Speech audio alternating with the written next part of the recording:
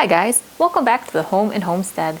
I'm Rebecca, and if you're new to the channel, welcome, and if not, thanks for joining me again today.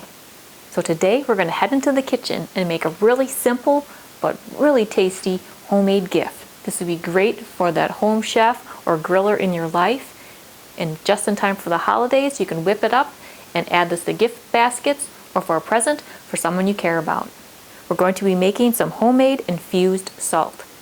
A flavored infused salt makes a really nice finishing salt, so it'd be really great for a gift. And don't forget about this come Mother's Day, Father's Day, and barbecue season. So let's head to the kitchen and make our homemade infused salt. So I really enjoy a nice infused salt, and today we're going to be combining some fresh rosemary with some coarse salt. There's a couple of different salts you can try.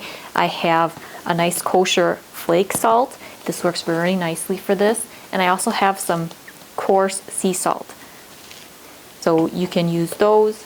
If you find that the texture is a little bit too coarse or large of a piece of salt, you could certainly use a food processor, or I have my mini Ninja food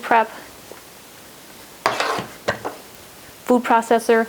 You can just quick pulse that, and that'll get your salt pieces a little bit smaller and finer for the finished product. So today I'm going to be using some fresh rosemary from our garden. And again, you could use a food processor and pulse and chop your fresh rosemary, but I'm just going to cut it by hand. So first I'll take the rosemary off of the larger stem, and then we'll chop and mince this to a nice fine sized piece of rosemary. So I'm just going through and removing any woody pieces or any browned pieces of the rosemary. If you don't grow rosemary in your garden, you can pick this up from the produce section. They have little clear clamshell packets of fresh herbs, usually in the produce department at most grocery stores or supermarkets.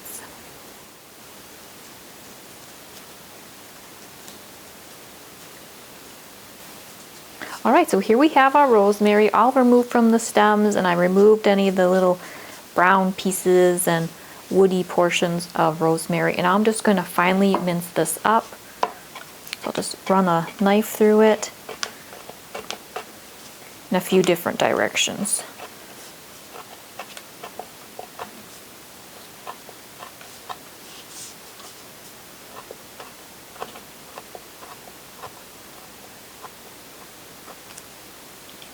So here we have the rosemary all nice and minced up here, and that will help kind of release the oils as well when you mince it. So now I'm going to add this rosemary to some salt. So I'll be using some kosher salt flakes. So this is a really nice medium texture coarseness salt. You can see the texture on this. The flake salt has a nice medium coarse texture.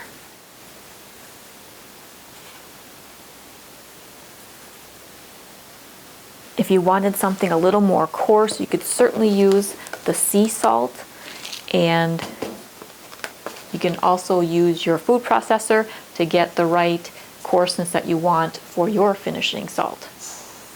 Now what I mean by finishing salt is you can sprinkle this on top of any entree or meal, maybe a salad or pasta salad or pasta dish, certainly any meat or vegetable that you grill. This sprinkled on top adds a nice finishing flavor that just ups your meal just that little bit more. It gives a nice salty and herbaceous flavor to whatever you're making. So now what we're going to do is add our rosemary to the salt.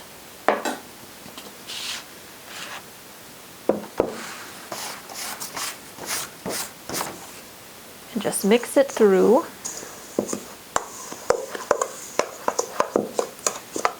So the amount of rosemary to salt proportion is completely up to you, whatever your preference is. I had about 2 tablespoons of minced rosemary to about 2 cups of salt. And you can see these nice specks of the rosemary in the salt. So now I have these 4-ounce mason jars. These work very nicely for gifts.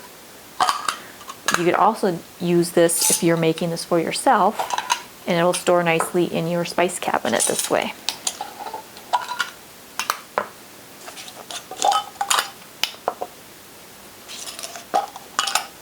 Another style jar that works really nicely are these little miniature ball jars. They're really cute too, and I have these throughout my spice cabinet. You can check out my spice cabinet organization video for more inspiration and information on using these jars, as well as some ideas for how to organize your spice cabinet.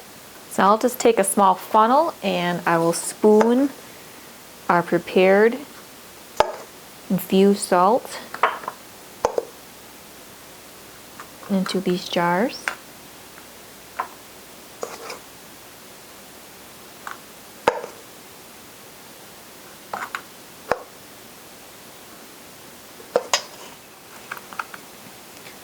This would also work really well for seasoning some meat before you stick it on the grill. So now I'll just kind of level off these jars and we'll close them. So since these 4-ounce mason jars are going to be for gifts, I'm going to apply a label on top. I have a couple of different options here for round labels. And I'll write what they are, and then I have some pretty buffalo check ribbon that I'll tie around the jars as well. And then I'll add these to a gift basket that I'm giving to people filled with homemade items this year. So these can be stored in the refrigerator. That'll help keep the rosemary fresh, and because the oils and the moisture that they add to the salt, I would recommend storing this in the refrigerator. If you wanted a shelf-stable and room temperature storage of your rosemary salt, I'd recommend using your dehydrator, or you could simply spread out all your salt onto a baking pan and put it on your countertop, and every couple hours just kind of stir it around and then let it air dry. Once your salt rosemary mixture is nice and dry to touch, then you can put it into jars and store it in the cupboard at room temperature. Alright, well here we have our rosemary infused salt. This goes wonderfully over meats and vegetables. Think of French fries or a pasta dish, maybe some sort of meat that you're roasting in the oven, or all sorts of meat and vegetables that are grilled. It's a wonderful finishing salt, and you can use it in all kinds of recipes. So if you know someone who enjoys cooking or grilling, consider making some homemade infused salt and giving that as a gift, or making some for yourself to share with your friends and family when they come and visit. This was a homemade blend that we made together, and you can either do, as I mentioned earlier, and put them into jars and then have them be stored in the refrigerator, or you can do the extra step like I did, was I poured all of the rosemary infused salt onto a rimmed baking pan, and I allowed that to sit on the countertop for a couple of days, and every so often, every few hours or so, I would go in and stir the salt around with a spoon, and that just helps to break up any clumps and to dry up the salt so that then it will be shelf stable. So now this can be stored at room temperature in your spice cabinet, and since I'm giving this away as gifts in gift baskets that I'm making this holiday season, I thought that would be a little bit easier for the people that I'm giving it to as a gift, so they can just keep it in their spice cabinet or on the counter as well. So what I did for presentation is I put them in little 4-ounce mason jars, and then I have a little circular label that I wrote the name of the infused salt blend flavor, and then I just took a piece of red buffalo check ribbon, and I took the ribbon and I secured it around the ring of the mason jar. So I just put a little dot of hot glue, secured one end of the ribbon, fastened it around, and added another little dot of hot glue and secured the second side of the ribbon. That way it's a nice clean circular wrapping of the ribbon around the ring of the mason jar. You can also tie twine or do a ribbon with a bow or whatever pattern you would like to use for your presentation. So now we have a flavorful infused salt, which works great for finishing salt, and hopefully the people that we give this to will enjoy it when preparing meals, and after grilling, sprinkle a little bit on top to add a little extra flavor to whatever they prepared. Well, if you like more inspiration or ideas on things you can make for homemade gifts or other such homemade items, I have a playlist on the topic. I also have a number of videos on recipes in the kitchen and food preservation, so be sure to check out those videos as well. Well, if you're new to the channel or haven't done so yet, I would really appreciate you subscribing.